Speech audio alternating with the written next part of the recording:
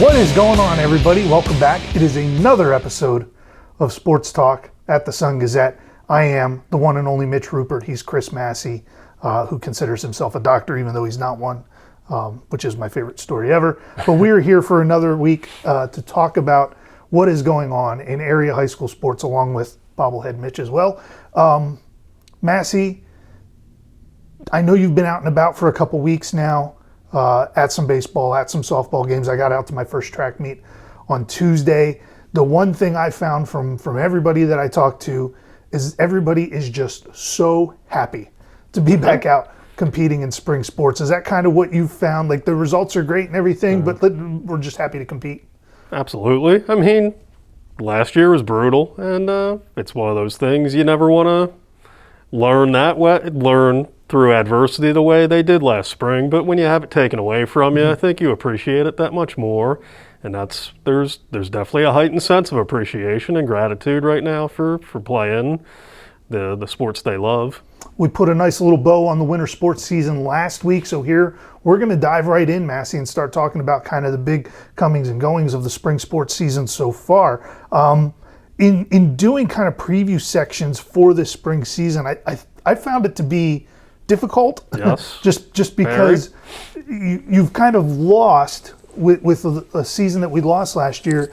The players moved on that you knew were pretty good, and they're no longer here, and you have two classes, sophomore and freshman class, which you really don't know anything about. And unlike baseball and softball, where they were able to compete last summer, and there were some great local leagues that they had. As I was talking with Rick Glenwright at Hughesville, shot putters can't just go out in the backyard and throw a shot put. I mean, I guess you could if you have a really big backyard. I guess you could, or throw a javelin. You could, but it's so different than some of the other sports where you can play catch. Yep. You know, you can find a cage and take batting practice. You can go run down the street and sprint down the street if you want. But there's a lot that we don't know, and I think in turn, we're going to get a lot of breakout stars this year that we just didn't see coming. Yeah, I mean, absolutely. Yeah. And a lot of those breakout stars are going to be sophomores who probably would have done that last year, but we never got the opportunity to see it. And yeah, I mean, it makes it exciting in a way because you really don't have a feel for how things are going to play out this year. We're kind of learning as we go right now. And sports, I think, are unpredictable as by nature, but when you throw in freshmen and sophomores who we've never seen compete before, that really adds to the uncertainty of it, and I think is going to make these seasons pretty interesting. It was interesting because during the winter season, you're a pessimist by nature. Yes. I was not optimistic that we were going to be able to finish a wrestling season under the situation that we are, and I think even still the Springs coaches, even though we're outside doing things, I think even they're wary of, maybe everybody getting fatigued by a year now of the COVID-19 situation and getting maybe a little lackadaisical, and they're worried about their seasons being shut down too, it seems, even though they're outside, which should be a better environment. Yeah, and unfortunately, it's already reared its head, and you can speak to track and what teams have lost meets there, but I know baseball and softball, a lot of area teams have been impacted by it and have already lost games because of that, whether it's their own issues or whether it's the opponent's issues. So, hopefully the people can remain vigilant and do what you're supposed to do, and we can get through this season. And because after last year, I mean, you'd have to not have a heart at all to not want to help these kids out after they lost a season, to do whatever we can to get a full season in for all these kids. I think one of the great things the PIAA has done, as they said in the spring season, I don't think it's going to be just champions only state tournaments this year. They said because they have already lost a season, we want to get as much in as they can. And I think the champions only postseason in the fall and winter were kind of the right move to go to negate the travel and everything, but give these kids, things seem to be going in the right direction, so give these kids as much season as we possibly can. Yeah, and I like that idea. Try to make this as normal a season as we can, and with even though there are issues right now, I think I think it's what happens when you're away from the fields where the issues come in. I think when they're on the fields, following all the safety protocols and things like that, they're pretty much as safe as can be in those situations. So hopefully we get to the finish line this year and get to have these state tournaments and nobody has any more issues moving forward. Absolutely, and you talked about breakout stars that are likely going to come from that freshman or sophomore class this year. And speaking of those breakout stars, look no further than Loyalsock sophomore pitcher Marissa Helmrich. Not a bad way to start her career with the Lancers. 2 no-hitters in her first 3 games. One happens to come against the returning district champ. The other one comes against the returning district runner-up, I think. Yeah, Warrior Run was Warrior Run runner-up. Bloomsburg the champion, which went to the state semis. That's a pretty good way to get things rolling here. Yeah, she hasn't given up because Hannah Winter threw their second game, so Marissa Helmrich still wasn't allowed to hit in high school.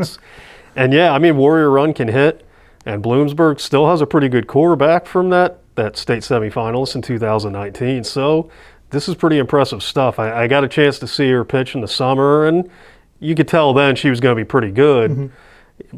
Until you're actually throwing at the high school level, though, it's hard to tell. But she's got some good stuff. She brings it, and the scary thing, I think, for opponents is that she's still learning as she's going. You know, I think she's only scratched the surface of what she can do. And 20 strikeouts, 2 no-hitters, that's a pretty good foundation to build upon. You know, I went through my first 2 seasons of high school baseball without getting a hit, so like we have something in common. You can relate them. Yeah, it's like basically the same thing. A team to look out for on the baseball field is Hughesville. The Spartans, I think, were set up last year for a big run, and that was a run Coach Chris Kish thought they could maybe make a run at the state final and getting to state college. This is still a pretty good Spartans team that they bring back, and even though they lost yesterday, Wednesday, to Southern Columbia, I think it was 8-6, they've scored 49 runs in their first 4 games. I think they can hit a little bit. Yeah, and it's up and down the lineup. I mean, 1 through 9, they're pretty solid, and they're a team that I wrote about this a little bit in the previews this year. They were in that Hughesville Town League. It was them, Warrior Run, Central Mountain, Loyalsock, and I think even though that was a graduate-laden team with a lot of seniors from the team last year, a lot of these young kids that are playing well now got some really valuable experience, and I think that's helping them right now. But yeah, to your point, when you're scoring as many runs as they are, that's pretty good because I think their strength might be pitching this year. With Dylan Pigano, I think is one of the best pitchers in District 4. Carter Calburn was dominant in his first start this year. So if they can build that depth behind Dylan Pigano, they're definitely going to be a factor in AAA. The good news is, and knock on wood, our weather has been pretty good so far. So the hope is we don't get into one of these stretches where teams having to play 16 games in 25 days or something like that, and that pitching can hold up. But at the same time, sometimes when you get crunched like that, you find out what you have and maybe find some diamonds in the rough. Yeah, I mean, to the first point, I said yesterday to one of the St. John Newman coaches, after last year, we deserve a spring of San Diego type weather, 70 and sunny every day.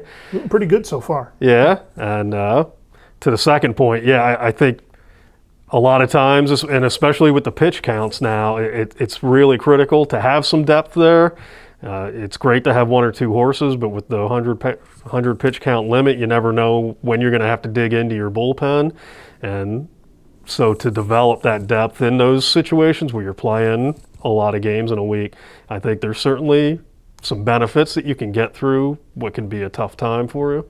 Hughesville off to a 3-1 start. Loyalsock, I believe, has only played 1 game so far. They may have played last night. I didn't see it. They did. It was suspended 7-7 after 7. And the Lancers will have a big game Friday. I think they're playing Bloomsburg, which is a pretty solid team. But then come Monday, Hughesville and Loyalsock get together for a game, which I'm sure you'll probably be at that one circled. That's a really interesting matchup because this is a pretty young Lancers team, and on the flip side, you got an older Hughesville team that has some more veteran pieces in there. So this will be an interesting matchup of 2 area blue blood baseball teams.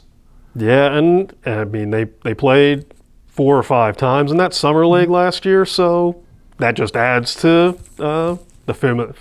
I'm not gonna film it.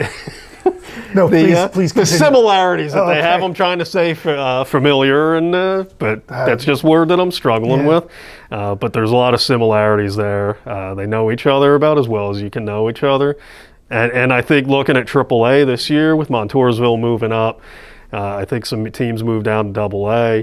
I think you're talking Sauk, Central Columbia, Hughesville, I think are three of the top contenders. So I'm really looking forward to this battle and seeing how they match up against each other. It's an 0-1 start for Loyal Sauk, but that loss is to Central Columbia. I think a 4-0 game. That's not a bad loss to take to start the season. That Penn State degree really earned that, I see. I know. That's why I'm a writer, and I don't, I don't do a lot of video and radio stuff. In fairness, last week I said you were Stuart Little when I meant Chicken Little. So, and like 5 hours later I caught it and was like, I think I said Stuart Little, but anyway, yeah. On the track, big start to the season for the Lewisburg boys last week. There aren't a lot of invitationals going on this year. Mount Carmel is having the Breslin Relays, but I think it's the Breslin Invitational. It's not a relays event this year. Shamokin will have the purple and white relays.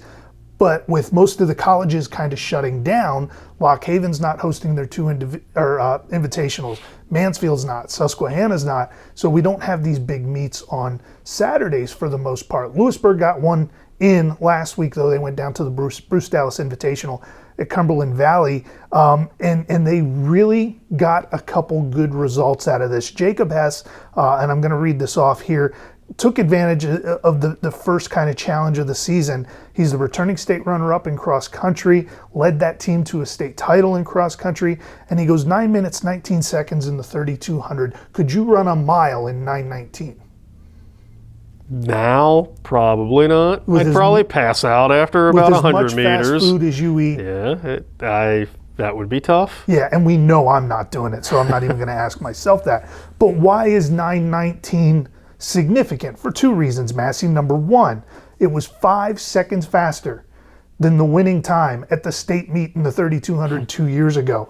That's pretty good, and it was April 3rd or whatever. Number two, it was only good enough for second place. That's crazy. Which is ridiculous. A runner from State College in AAA beat him. So a great way to start the season for Jacob Hess and Lewisburg, and their 4x800 relay put down a ridiculous time. And just we are seeing some long distances in the jumps and low times. Southern Columbia, Braden Wislowski, good running back for them. 10.87 in the 100, 22.5 in the 200. The 4x1 went 43 seconds. Like, are you kidding? Yeah. Nelson McDonald last night at Williamsport jumps 21.5 in the long jump. So what I'm guessing is, or Lauren Trapani went, I think 5:19 in the mile the other day, which is a top 10 time in the state. What I'm seeing is kids that are anxious to compete and are taking advantage of every opportunity to compete, which I'm sure you're seeing on the baseball and softball side as well. Yeah, I mean, it just goes back to losing that year, and I think having that hunger and drive to embrace every opportunity and to leave everything of yourself out there right now. And yeah, I mean, those times are pretty ridiculous, I think, for early in the season, and I think Wislowski's only a sophomore right now, so that's that whole backfield's coming back next year. Not to get ahead to football, but that whole backfield's insane. Coming back. Yeah, that's disgusting. It really is. And yeah, one guy's got D1 offers in Gavin Garcia, and Wes Barnes coming off a 1,000-yard season and a state fourth place in. Well, anyway, crazy. Yeah, not even our area, but it's just fun to look at. What have you got on your agenda, Masse? Let's look ahead to next week, the end of this week. What have you got ahead on your agenda that you'll be watching? We mentioned Sauk Hughesville. I think Montoursville, Jersey Shore baseball is a really good game. Coming up Friday, 2-2-0 teams. Jersey Shore had a rare offseason 2 years ago, and they're coming back strong.